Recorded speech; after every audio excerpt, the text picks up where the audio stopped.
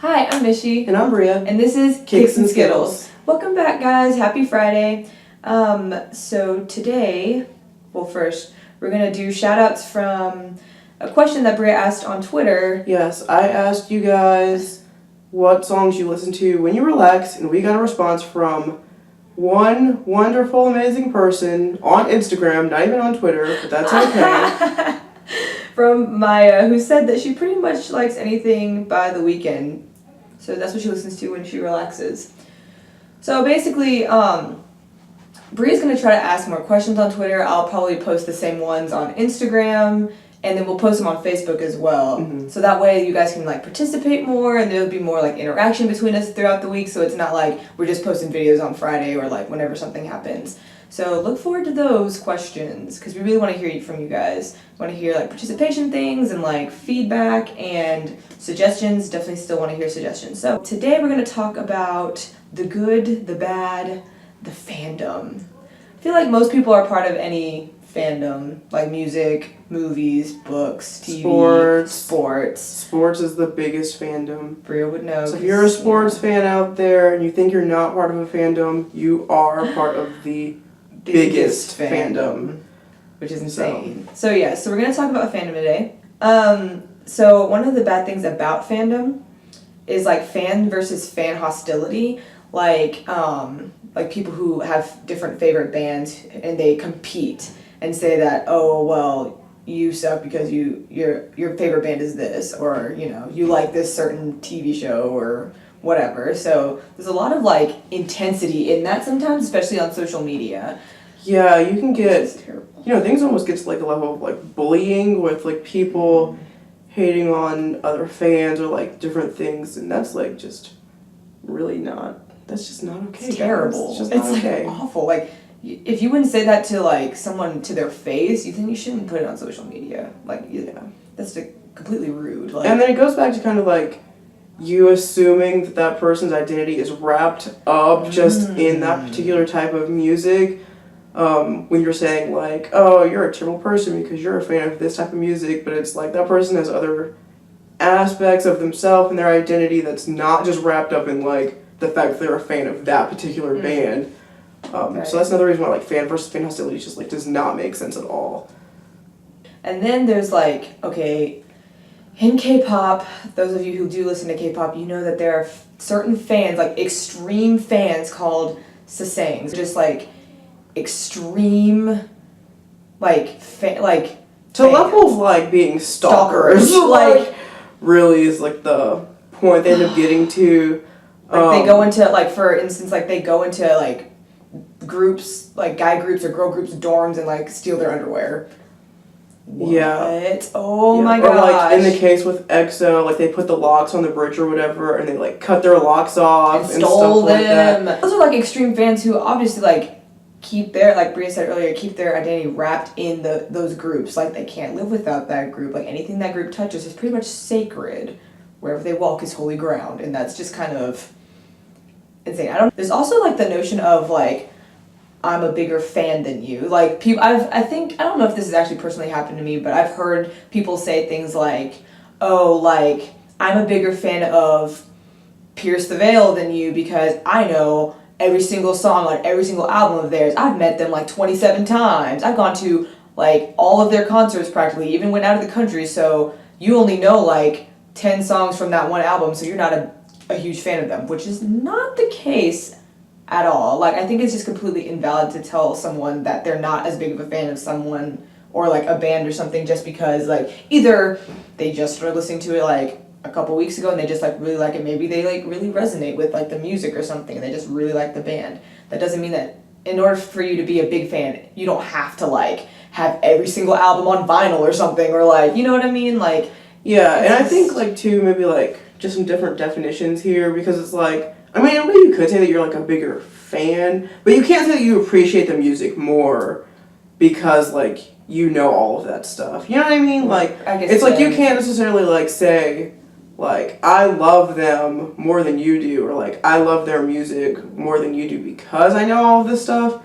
So do you think I guess I'm trying to think the definition of what a fan is, and then I guess you really could do distinguishes between But could you say to fans and someone stuff like that you're like a less of hardcore fan, Yeah, and then saying, like you have like people who are like not hardcore fans and stuff like that because they're not like as dedicated to like the. But do you think It kind of goes back to like me and Doctor Who. Like I like Doctor Who, but I wouldn't say like I'm a fan. You know what I mean? So like someone would be like valid in telling me that like they're a bigger fan than I'm Doctor Who, and I'd be like, yeah, you definitely are. No, because right. because like I'm not in Doctor Who like no, that. but I'm saying like even for like people like for instance, if I met someone who like really liked Pierce the Veil, right? If like I like them a lot too, and we're on like kind of the same level of like liking them a lot. But for instance, like I don't know all the songs to their very first album, but this other chick or whoever knew all the songs and stuff, and they told me, well, you're not really a true fan. Maybe that's they wouldn't be able to say true fan. They wouldn't be able to say like they wouldn't be able to say like you're not a true fan because you that's a good way to think about it is like true versus. So if they said like, oh, you're not a true fan because you don't know all their songs, like that's when it becomes like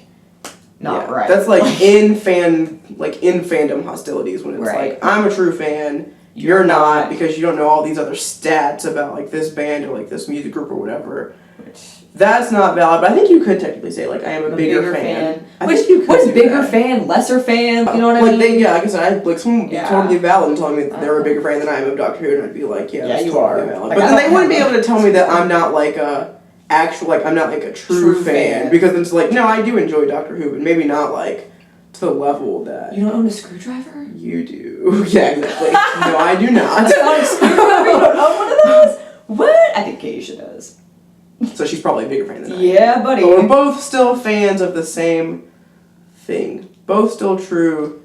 She's probably still a bigger fan. So that's the difference, I guess, between bigger fans, lesser fans, and then true fans. Yeah. Okay, so that makes sense. So yeah, so those are some like bad things about fandom. And then I think like oh wait, I have one more thing. Oh, one more thing. I have one more thing. Within like fandom too, you can get into like this state where like the people become like worshipped entities and like sacred icons. Which is like what we talked about in the last video about celebrities as idols. So like that also comes into like part of like fandom. And then I think we didn't bring this up last week, but we were thinking about how it seems like people want to see the people more than they want to like experience the music or like experience the set of the concert. So like instead of like being there while they're like playing the music, they're like waiting outside to like meet the people, and I feel like that comes in with like the whole like sacred icon thing to like it's like I have to meet these people. Really it should be more about like the music. Right. Since like that's the whole reason why you love them in the first place is because of the music. But then like within fandom it can get to kind of like these are like sacred beings that like they're not human to meet. Yeah. It's like kind of tying into like our last video, but and we've got examples of that. Like, so I've been to Pierce the Veil and Sleeping with Sirens concert, and then with the world tour, and then we went to All Time Low's Future Hearts tour, and I was with Bria, and I was in this internal conflict because Issues was there, and Issues was like visiting people like after their set and stuff, and of course like they're getting bigger now, so it's like a lot of people want to see them, and I really wanted to see them. Like I wanted to meet them, and I really wanted to see Sky because he's got the same hair as me. Anyways, so I was torn because I'm like, but I'm not missing their set just so I can try to like meet them, because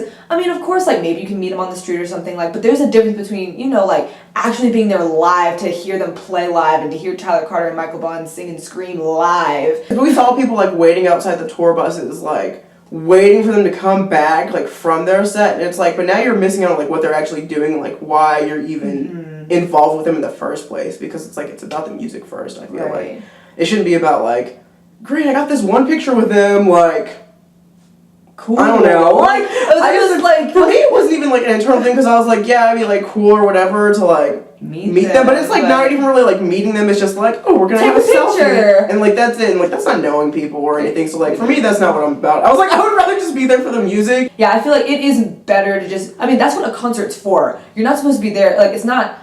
It's not primarily about meet and greet. It's not like the concert's about the music. Yeah, but a good thing about fandom is like there is a sense of unity. Like, I mean, there's a community there that you're a part of because like you listen to the same stuff or you participate in the same activities, and you're able to like, you know, like find some like common identity with like other people because of that. So like that is a really good thing. That's really strong.